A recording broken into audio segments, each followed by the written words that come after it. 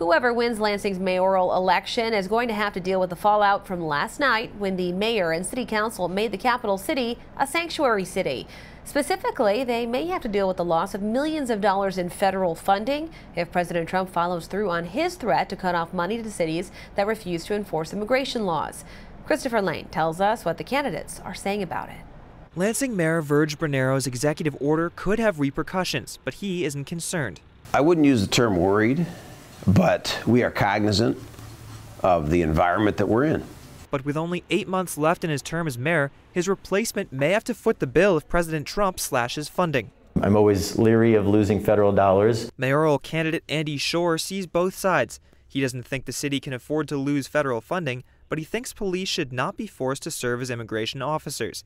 He says the order will be looked at again if he's elected. I'll see what's happened, in the preceding months. Did we lose significant federal dollars, $6-7 million in federal dollars, and is that going to hurt the way we serve our residents?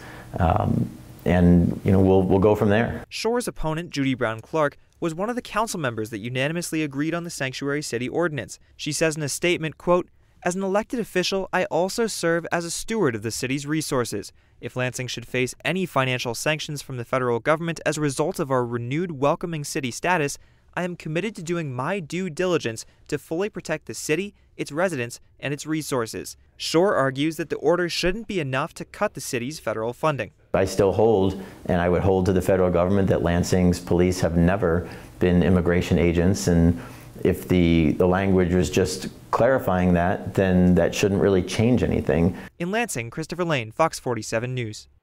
Mayor Bernero says he believes the order is entirely legal and the federal government won't be able to cut funding.